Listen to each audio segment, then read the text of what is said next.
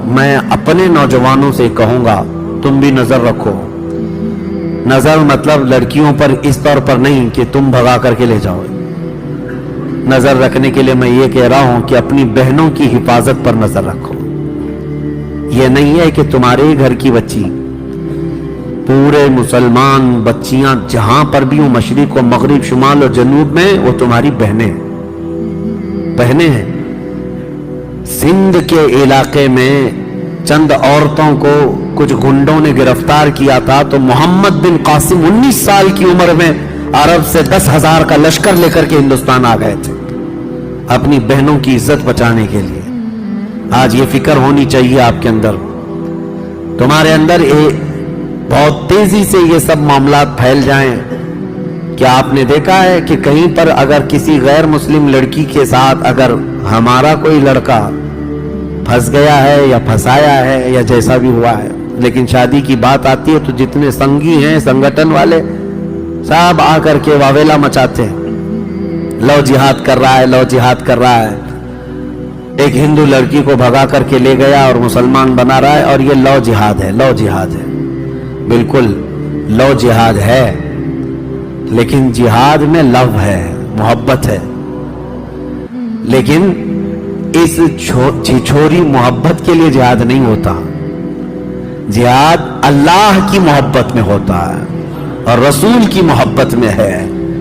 انہوں نے تو جہاد اتنے بنا رکھے ہیں، بہت جہاد ہے. ہاں UPSC جہاد بھی آ گیا ہے بہت سارے، اور IAS جہاد بھی آ گیا ہے. اور اگر اور تھوڑے سے نیتا جیت جائیں تو نیتا جہاد بھی ہو جائے گا. زیادہ مسلمان جیتنے لگ جائیں تو وہ، اور ٹیچرز بہت سارے سیلیکٹ ہو کر کے آ گئے گورنمنٹ میں تو ٹیچرز جہاد بھی ہو گیا. ابھی چند دنوں پہلے ہمارے ایک قریبی ہیں، ان کے متعلق میں سنا کہ انکم ٹیکس جہاد بھی ہے، کہ بیچارے وہ انکم ٹیکس کے اچھے ماہر ہیں، وہ CA ہیں، تو دوسرے کفار و مشرکین تانا دینے لگے یہ جو ہے نا ٹیکس جہاد بھی لائے گا.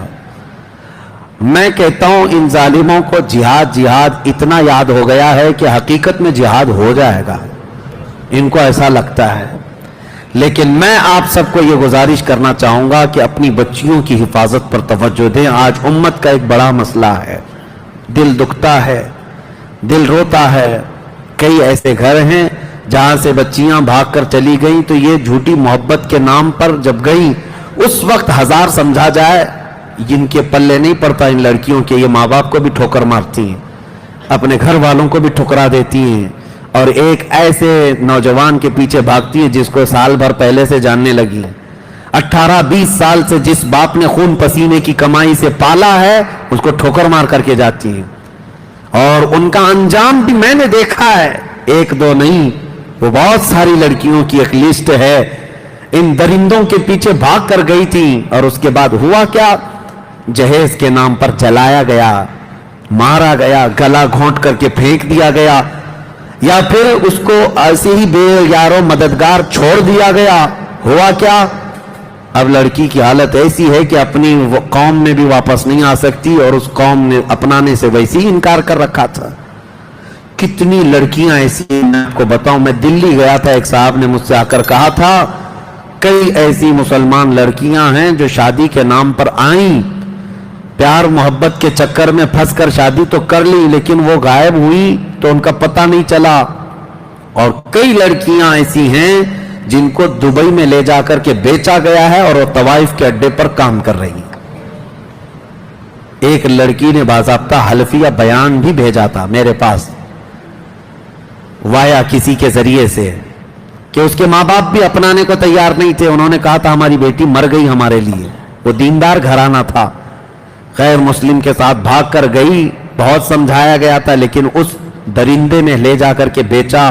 کسی طرح سے تو وہاں بچ کر کے وہ نکلی اور اس کے بعد میسج دیا، لیکن واپس کسی طرح اپنے ملک پہنچی، اپنے گھر تو نہیں جا سکی، تنہا رہنے لگی. کیوں اپنے فیوچر کو خراب کرتی ہیں یہ بچیاں، یہ لڑکیاں؟ اللہ نے قرآن میں فرمایا ہے، رب تبارک و تعالیٰ فرماتا ہے الزانیۃ والزانی فجلدوا کل واحد منہما 100 جلدہ. اللہ نے فرمایا زانی زنا کرنے والے مرد اور عورت کو 100 کوڑے لگائے جائیں گے. اسی آیت میں اللہ تعالیٰ نے فرمایا ہے کہ الزانی لا ينکحها الا زانیۃ او مشرکۃ والزانیۃ لا ينکحها الا زان او مشرک وحرم ذلک علی المؤمنین. زنا کرنے والی عورت اور مشرک آدمی، یہ کسی بھی زنا کرنے والی عورت اور مشرکہ عورت مومن کے لیے جائز نہیں، اس کو ویسا ہی آدمی چاہیے. اور زنا کرنے والا مرد اور ایسا مشرک آدمی کسی عورت کے لیے نہیں ہے. اللہ نے فرمایا مومنوں کے لیے حرام ہیں یہ. حرم ذلک علی المؤمنین، مومنوں کے لیے حرام ہے. اور ہماری بچیوں کو یہ کون بتائے؟ ان کو ایسا لگتا ہے یہ مولویانہ باتیں ہیں، یہ دقیق باتیں، دقیانوسی باتیں ہیں، پچھلے زمانے کی باتیں ہیں. میں یہ چاہتا ہوں نوجوانوں، تمہاری بھی ایسی کمیٹیاں ہونی چاہیے کہ تم اپنی بچیوں کی حفاظت کے لیے الرٹ ہو جاؤ کہ ہم بھی اپنی بچیوں کی رکشا کریں گے اور حفاظت کریں گے انشاءاللہ. اور جو بہک گئی ہے اس تک پہنچ کر کے یا تو اس کو اسلام کے متعلق اور رسول پاک صلی اللہ تعالیٰ علیہ وسلم کے متعلق بتا کر کے واپس لانے کی کوشش کریں. جہاں تک کوشش تم کر سکتے ہو انشاءاللہ اللہ کی مدد آئے گی انشاءاللہ. میں گیا تھا چند دنوں قبل ایم پی میں، جبل پور علاقہ ہے، وہاں کی کئی نوجوان بہت اچھا کام کرتے رہے. مجھے بڑی خوشی ہوئی ان نوجوانوں سے.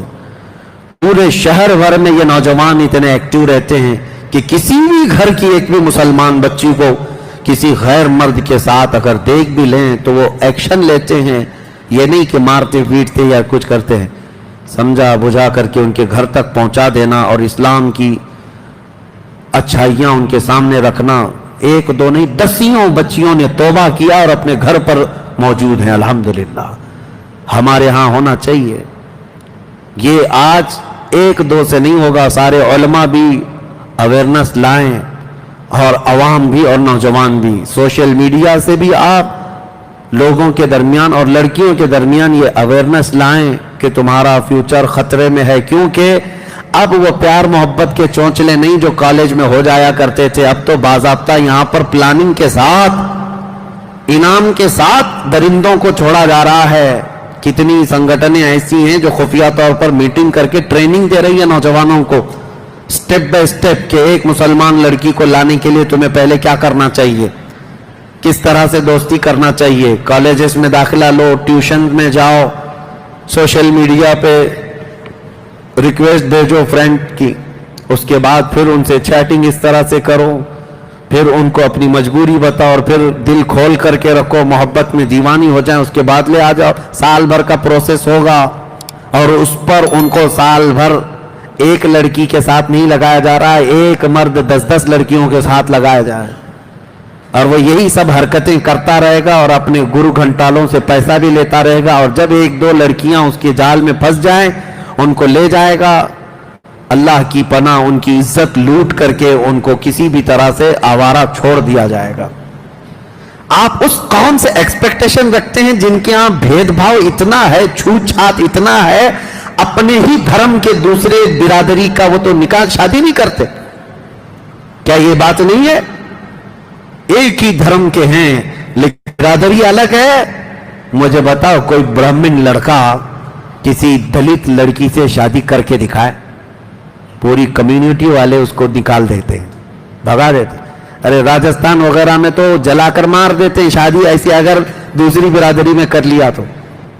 ہمارا ایک ٹیکسی ڈرائیور ہے، بھاگا پھر رہا ہوا تھا، وہ بتا رہا تھا ہم سے کہ ہم نے جو ہے دوسری برادری میں شادی کر لی ہے اور اب ہمارا گاؤں جانا محال ہے، امپاسبل ہے، ناممکن ہے. مجھے بھی ماریں گے اور میری بیوی کو بھی ماریں گے. اجمیر میں رہ رہا ہے.